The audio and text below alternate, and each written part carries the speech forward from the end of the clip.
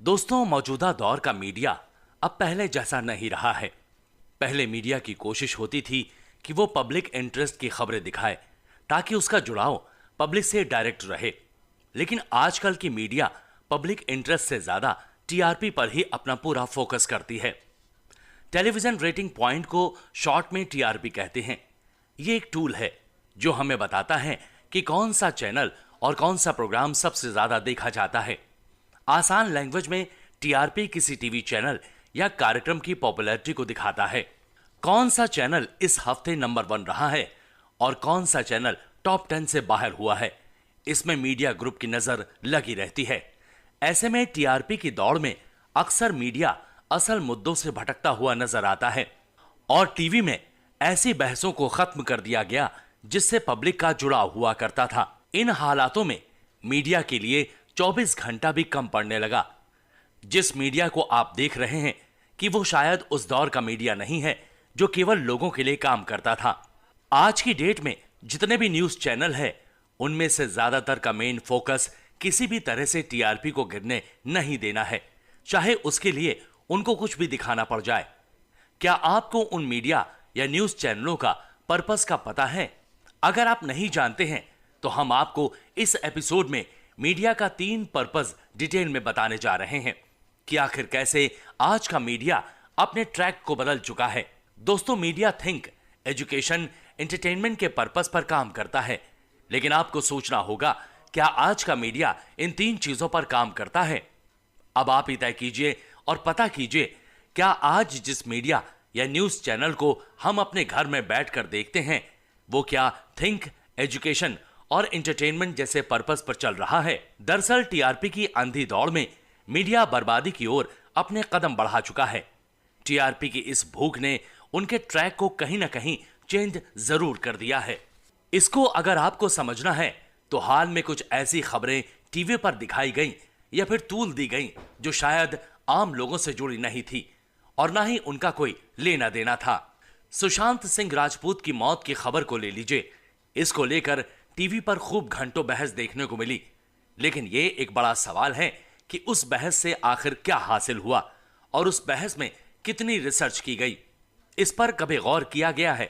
World में सबसे पहले डेमोक्रेटिक कंट्री की मीडिया लगातार नीचे जा रही है, वो भी अपनी खबरों की वजह से। वर्ल्ड प्रेस फ्रीडम इंडेक्स यानी विश्व प्रेस स्वतंत्रता सूचकांक 2020 की माने तो भारतीय मीडिया का स्थान 142वां है। पिछले कुछ सालों में भारतीय मीडिया में रिसर्च की कमी देखी गई है। अगर इसे दूसरे वर्ड में कहा जाए तो ये पूरी तरह से खत्म हो गया है। इतना ही नहीं, रिसर्च ही जो आपकी न्यूज के भरोसे को बढ़ाती है। अगर देखा जाए तो आजकल मीडिया जितना फोकस कंगना पर कर रही है उतना आम इंसानों से जुड़े मुद्दों को दिखाने में बचती नजर आ रही है। हालांकि ये कहना जल्दबाजी होगी कि मीडिया पूरी तरह से भटक चुकी है। अगर ये मीडिया नहीं होता तो किसान आंदोलन खत्म नहीं होता। आपको याद होगा 17 सितंबर 2020 संसद में खेती से जुड़े 3 नए कानूनों को पास कर दिया गया था, लेकिन किसानों को यह पसंद नहीं आया और रातों रात एक बड़े आंदोलन ने सरकार की नींद उड़ाकर रख दी थी। इतना ही नहीं, इसी मीडिया ने किसानों की आवाजों को सरकार के कानों तक पहुंचाया। इसका नतीजा यह हुआ कि आखिरकार इन कानूनों को वापस लेने का ऐलान सरकार को करना पड़ा। दूसरी ओर टीआरपी के चक्कर में वही मीडिया बॉलीवुड और ड्रग्स की खबरों को कुछ ज्यादा दिखाने लगता है। इन खबरों के चक्कर में वो न्यूज काफी पीछे छूट जाती है जो आपसे जुड़ी होती है। इस दौरान कई ऐसी न्यूज को दबाया जाता है जो शायद दिखाई जानी चाहिए थी। आजकल की मीडिया इकोनॉमी, रोजगार और किसानों की बात करने से बचती हुई नजर आई है। अगर आप सुशांत सिंह राजपूत की न्यूज की बात करें तो आपको याद होगा कि प्राइम टाइम से लेकर शाम के डिबेट शो में केवल इसी न्यूज को खूब दिखाया जाने लगा था। लेकिन गौर करिएगा कि क्या सुशांत को जस्टिस मिला? ये एक चैनल का खेल नहीं था, बल्कि सारे चैनल का खेल था। आप जब सारी चीजों को देखेंगे तो समझेंगे क्या सच में मीडिया हमसे जुड़ी खबरों को हम तक पहुंचा रहा है। टीआरपी के इस खेल में हम और आप दोनों शामिल हैं। हाल में सरकार ने सुप्रीम कोर्ट में कहा है कि प्रिंट और इलेक्ट्रॉनिक्स मीडिया के लिए रेगुलेशन यानी विनियमन की जरूरत नहीं होती। जरूरत है तो डिजिटल मीडिया को कंट्रोल करने की, जो जहरीली नफरत और हिंसा फैला रहा है और लोगों की प्रतिष्ठा धूमिल कर रहा है। न्यूज चैनल टीआरपी की जंग में इतना आगे निकल चुके हैं कि वो किसी भी न्यूज कंटेंट से छेड़छाड़ कर देते हैं। दोस्तों, टीआरपी और टीवी न्यूज और बाजार के रिलेशन को समझना बेहद जरूरी है। Senior TV journalist doctor Mukesh Kumar ने टीआरपी टीवी न्यूज और बाजार नाम से एक किताब लिखी है और इसे समझाने की पूरी कोशिश की है। बाजार की घुसपैठ यानी मार्केट में जब तक टेलीविजन में जब तक मार्केट का दखल नहीं था, तब तक न्यूज कंटेंट पर एडिटोरियल कंट्रोल होता था। इसका नतीजा यह होता था कि हमारे पास जो भी न्यूज आती थी उसमें किसी तरह का मिर्च मसाला नहीं लगा होता था और किसी तरह की लिमिट क्रॉस नहीं की जाती थी। दूरदर्शन इसका सबसे बड़ा सबूत है, जो 80 और 90 के दशक में बेहद शालीनता के साथ हमारे बीच आता था, लेकिन जब से एडवर्टाइजर आना शुरू हुआ तब से टीआरपी का खेल भी शुरू हो गया। इस दौरान इस बात की होड़ लग गई कि कौन सा प्रोग्राम ज्यादा देखा जाए जिसमें ज्यादा से ज्यादा ऐड आ सकें। 1986 में IMRB नामक मार्केटिंग एजेंसी ने रेटिंग प्रणाली शुरू कर दी और उधर दूरदर्शन भी पीछे नहीं रहा। उसने 1988 में डार्ट का गठन कर अपने प्रोग्रामों की लोकप्रियता मापने का सिलसिला शुरू कर दिया। इसके बाद तो प्रोग्राम की कामयाबी का ये एक फार्मूला बनता चला गया। खाड़ी युद्ध का टेलीविजन पर लाइव टेलीकास्ट ने मीडिया को पूरी तरह से बदल कर रख दिया। सैटेलाइट के जरिए न्यूज का टेलीकास्ट एक अलग माहौल तैयार कर चुका था। केबल के जरिए लोगों को घर बैठे देश विदेश की ताजा लाइव अपडेट मिलने लगी थी। ऐसे में उस दौर में लोग CNN और BBC देखने में आगे नजर आए हैं। हाल में senior TV journalist doctor Mukesh Kumar ने BBC में एक आर्टिकल लिखा और बताया कि दूरदर्शन ने कुछ प्राइवेट प्रोड्यूसर को स्लॉट बेचे, मगर कार्यक्रमों के लिए सख्त दिशा निर्देश भी रखे।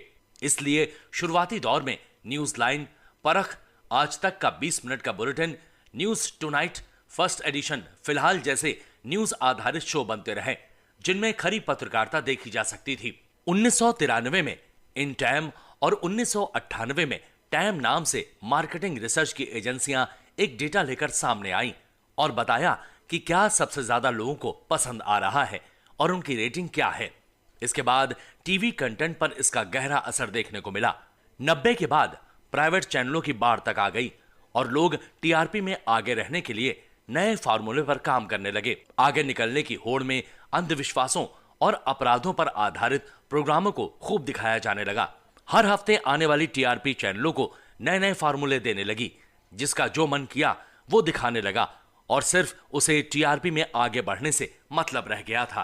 क्राइम, क्रिकेट, सेलिब्रिटी, कंट्रोवर्सी और सिनेमा का फार्मूला चल निकला और टीवी न्यूज पत्रकारिता अब मनोरंजन की तरफ अपना कदम बढ़ाने लगी।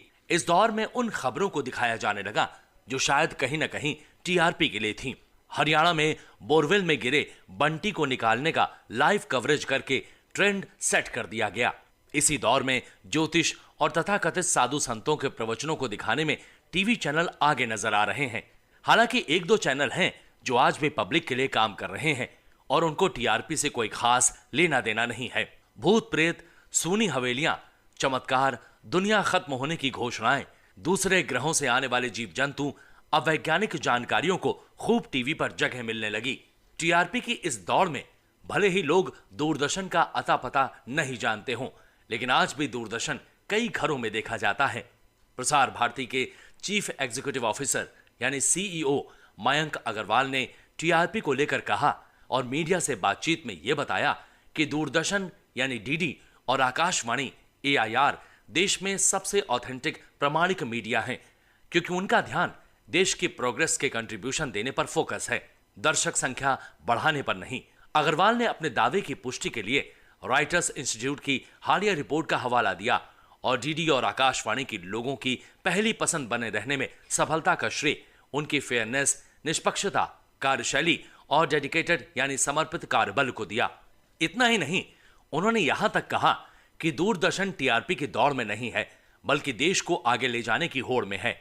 हालांकि उन्होंने इस बात को माना कि दूरदर्शन में थोड़ी गिरावट जरूर आई है, लेकिन इससे कोई फर्क नहीं पड़ता, क्योंकि दूरदर्शन एक बार फिर प्रगति करेगा और इस दिशा में उठाए जा रहे कदमों के साथ अपनी पहले वाली स्थिति हासिल कर लेगा। दोस्तों, हम अगले एपिसोड में डिजिटल मीडिया पर बात करेंगे।